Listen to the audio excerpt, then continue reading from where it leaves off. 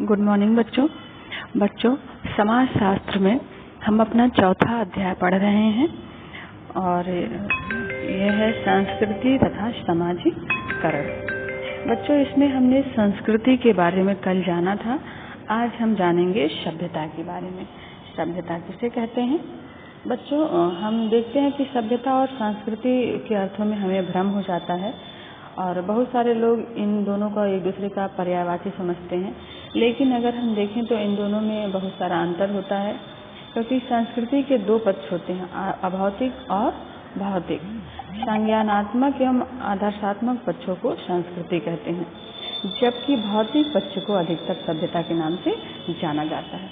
बच्चों, सभ्यता का अर्थ और परिभाषा हम जानेंगे।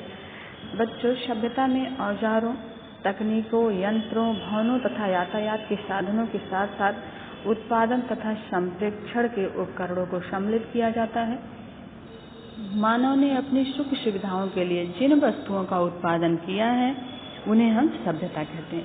सभ्यता को उत्पादन बढ़ाने तथा जीवन स्तर को ऊंचा उठाने के लिए महत्वपूर्ण माना जाता है।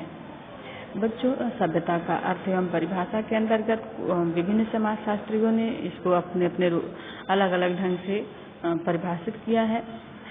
जिस वर्ड कहते हैं कि सभ्यता यह बताती है कि हमारे पास क्या है, जबकि संस्कृति यह बताती है कि हम क्या हैं। इसी क्रम में क्लाइवेल ने कहा है, वह सभ्यता मूल्यों के ज्ञान के आधार पर स्वीकृत किया गया तर्क और तर्क के आधार पर कठोर और भेदनशील बनाया गया मूल्यों का ज्ञान है।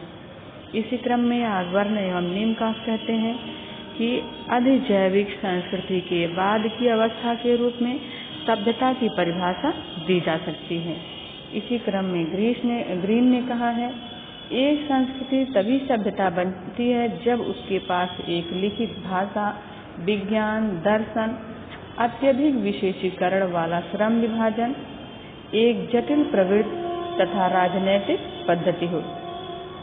बच्चों, हम कह सकते हैं कि सभ्यता का संबंध उपयोगी वस्तुओं के निर्माण तथा उपयोग से होता है।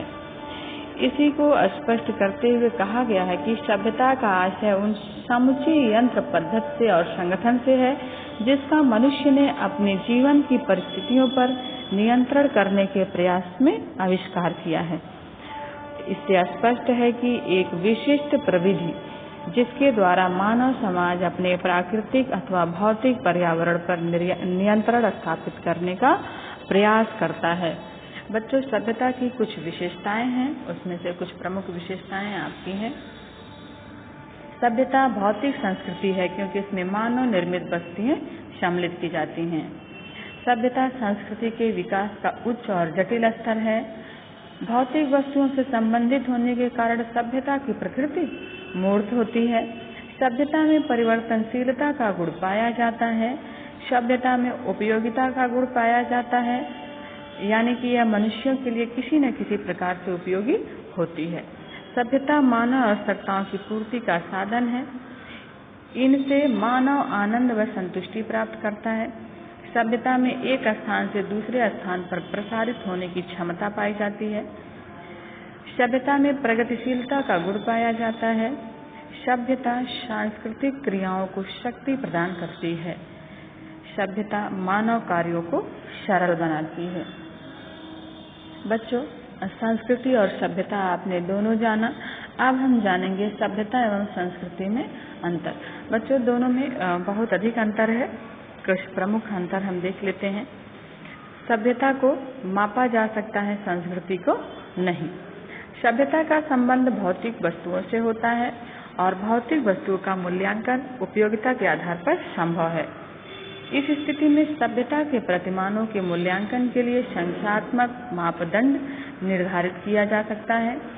इससे भिन्न संस्कृति का संबंध अभौतिक आदर्शों, मूल्यों एवं विचारों से होता है, जिन्हें किसी स्थूल एवं संख्यात्मक मापदंड द्वारा नहीं मापा जा सकता है। उदाहरण के लिए एक लैपटॉप तथा मोटर कार की कीमत निर्धारित की जा सकती है, परंतु एक दार्शनिक के विचारों की कीमत को आंका नहीं जा सकता। दूसरा पॉइंट है, सभ्यता का संचार सरल है, संस्कृति का संचार कठिन है। सभ्यता भौतिक वस्तुओं में प्रकट होती है और भौतिक वस्तुओं की स्वीकृति उनकी उपयोगिता द्वारा होती है। अतः स्पष्ट है कि कोई वस्तु उपयोगी होने की स्थिति में शीघ्र ही सर्वग्राही हो जाती है, अर्थात उसका संचार हो जाता है। इससे भिन्न संस्कृति का संबंध आंतरिक एवं आत्मिक प्रवृत्तियों से होता है। आत्मिक प्रवृत्तियों को ग्रहण करने के लिए विशिष्ट अभिवृत्ति की आवश्यकता होती है। अतः हर कोई व्यक्ति सांस्कृतिक प्रतिमानों को ग्रहण नहीं किया जा सकता, इसका संचार कठिन होता है। उदाहरण के लिए कि एक मोटर कार को उपयोगी जानकर कोई भी व्यक्ति बैलगाड़ी पर सवारी करना नहीं चाहेगा और जल्दी ही वो मोटर कार खरीदना चाहेगा, परंतु उसी व्यक्ति के लिए विवाह एवं परिवार के विषय में बर्टलेट रसेल द्वारा अभिव्यक्त किए गए विचारों को अपनाना पर्याप्त नहीं है। यानी कि वह किसी अन्य को कोई काम करते, कोई सांस्कृतिक कार्य में करते हुए देख करके तुरंत ही उस काम को करने के लिए लालायित नहीं हो जाएगा। बच्चों, सभ्यता का हस्तांतरण संभव है, संस्कृति का नहीं। सभ्यता का हस्तांतरण बिना किसी परिवर्तन अथवा समायोजन के हो सकता है, लेकिन संस्कृति का ठीक इसके विपरीत होता है, क्योंकि संबंध, विचारों एवं सूक्ष्म आदर्शों से संस्कृति का हस्तांतरण होता है। अतः उसका हस्तांतरण ज्यों का त्यों संभव नहीं है। एक व्यक्ति के विचारों अथवा अनुभूतियों को अन्य कोई व्यक्ति ज्यों का त्यों ग्रहण नहीं कर सकता। लेकिन अगर हमारे पास कोई सामान है, कोई मोटर गाड़ी, घर, जो भी हमने बनवाया, खरीदा है, अगर हम उसे बेचना चाहें तो कोई भी व्यक्ति कीमत चुका करके उसे ज्यों का त्यों खरीद सकता है। संस्कृति आंतरिक होती है और सभ्यता बाह्य होती है। संस्कृति का संबंध आंतरिक एवं आत्मिक प्रवृत्तियों से होता है और इसके विपरीत सभ्यता का संबंध बाहरी आवश्यकता से होता है। हमारा अगला पॉइंट है, संस्कृति साध्य है और सभ्यता साधन है। बच्चों, संस्कृति अपने आप में साध्य होती है क्योंकि उसको किसी अन्य साध्य के लिए नहीं अपनाया जाता है। इससे भिन्न सभ्यता साधन है।